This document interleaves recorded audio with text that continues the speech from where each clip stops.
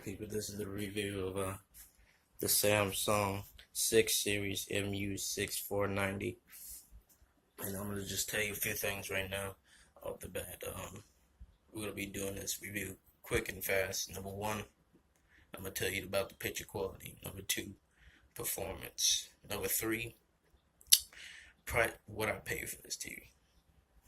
Number one, inside the store, this TV is phenomenal. Out of the box, the picture and everything. When I was picking up the TV,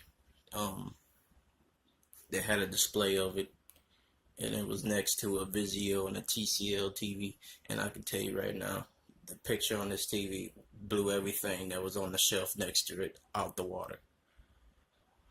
Because it was sitting next to a TCL, a Vizio, and those other budget brands and stuff like that. And they had like a little setup where like it had like a little box on the bottom of it where you could push play and play like a 4K demo and HDR and all that stuff. And while I was picking it up, I was like, I wanted to ask the guy that I was asking the guy about the TV. I wanted to ask him, like, did they calibrate the TV or whatever? And I didn't ask him about it because I figured that he would, being a sales rep, he would probably just lie and be like, no, we didn't calibrate the TV or nothing like that. So I didn't ask him, did they calibrate it? And I can tell you right now, it looked from the way I saw it in the store, the way it came out of the box. Like, it came out of the box looking phenomenal, just as well as it did in the store, looking better than everything on the shelf. And or everything else that was on display. And yeah, I got the 55-inch, and I can tell you right now, just do this one thing for me. Don't get the curve. I don't know why I paid for the curve. I think it was like $100 more, and I don't think they had any flats in. But for the love of God, just don't get the curve. It does nothing for the viewing. It does nothing. That is just a gimmick. The curve, actually, it fucks up the angles from the side of the TV. Like, it's hard to see it from the side. So don't get the curve. Just don't. But anyway. Yeah, but the picture outside the box, I didn't have to do any tweaking. It looked great. So I didn't have to do any tweaking to the picture or anything like that out of the box. It looked just like it came in the store, on the display in the store. And in terms of performance, now if you're a gamer and you want to get this TV, get it. Now when it comes to input latency, it's a bit of a mix-up. I played with it. I was playing Battlefield 1 on it, and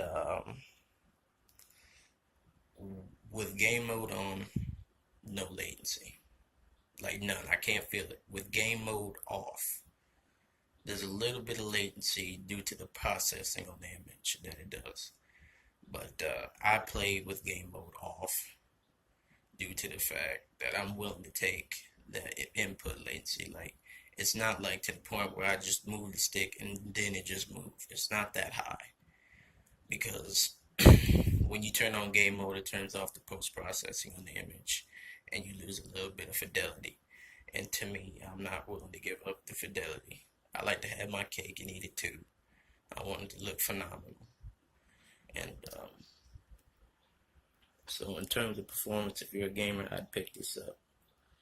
Like, you can either go with game mode on if you need that absolute no latency when you aiming and stuff like that. You want perfection, you want it to be perfect, go ahead and turn game mode off. But if you playing like a story mode game or something like that, single player, you playing by yourself and you're not online, go ahead and keep that post-processing on the image, because it makes it look a whole lot better. But anyway, so yeah, that's it for the game aspect. Now, in terms of stuff what you get with this with this 2017 6 series or whatever. This remote, you don't get the advertised smart remote or anything. You get this remote. I like this remote. I like simple. I like buttons. I don't want to have to be talking to the remote or nothing. Just give me some buttons where I can push and make it do what I want. And things I had to do. No, what? I have to take it back. There's some things you have to turn on when you get the TV. Like for some reason, I couldn't get HDR working, and it turns out you have to turn it on the settings. See, look here. Let me show you. You go to external devices. You go in, then you go to HDMI, UHD colors, and stuff like that. You have to turn that on so you can get HDR, and all the features of the TV on all of them. I don't know why they had to make you manually do that, but you have to turn that on to get HDR. But anyway, I don't know what HDR implementation that they're using. I don't know if they're using HDR10 or whatever, or Dolby Vision. I don't think it's not Dolby Vision, but I don't know what implementation of or version of HDR they're using. I think it's proprietary. I'm not sure because they don't tell you that. But this right here, 120 hertz refresh rate bullshit. You have to turn that off. That's automatically on when you get the TV. So if you don't like that soap opera effect or the effect of more frames than there are, then you should turn that off. I like it in some shows. I like to turn it on for some shows and stuff like that. But when I'm gaming, I don't want that shit on. But anyway. So my raw thoughts about this TV. Out of the box, didn't have to tweak anything with the picture. It's fine out of the box. It was just like it was on display. So pick it up. If you're a gamer, get it. If you're worried about input latency, don't. If you're worried about input latency, put it on game mode. Input latency gone. But anyway, perfection. But if you want it to look great at the same time when you game it, go ahead and leave game mode off and let it do some post-processing on the image. In terms of upscaling is perfect. I don't have a PS4 Pro, so my games are upscaled by the TV. But I still get HDR.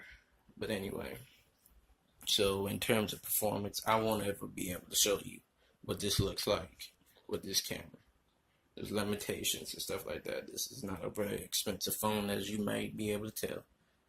So, in terms, if I had to say, it blew everything they had out. Everything this TV was on display next to, it blew it out of the water. TCL, Vizio, and I think Panasonic they had up there. Get this TV. Now, how much did I pay for it? I paid, here, let me get the receipt.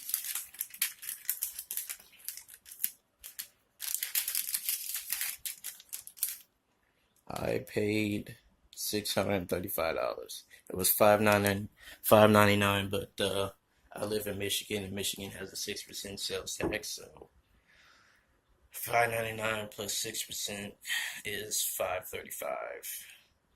I mean $6.35. So, and I originally didn't want to get the 55-inch because it swallows my desk, as you can see right here. But I went ahead and got it because they didn't have the 50-inch in there, and like I wanted. Wish I didn't get the curve. I might take it back and get a flat panel, but if I had to really save, if you could save the money and get a flat screen, get it. But if the flat and the curve are like the same price or like $50 difference, go ahead and get the curve. You have bragging rights and be like, I got a curved TV. But if it's $100 difference between the flat and the curve, get the flat. But if it's $50 difference, go ahead and get the curve. So out of the box, phenomenal. Speakers, by the way, in my opinion, I have as you can see, I have a relatively small room, so the speakers do phenomenal in my room because my room is small. So that's it for that. And what else is there? I don't think there's anything else. I want to say speakers. Talking more about the speakers. They're a bit of a mixed bag. I mean, it's got some nice bass in it and stuff like that. I'm not really a sound fanatic like that, so I really can't judge on that. So I guess that's it for this review. Have a good one, and I hope you pick up this TV.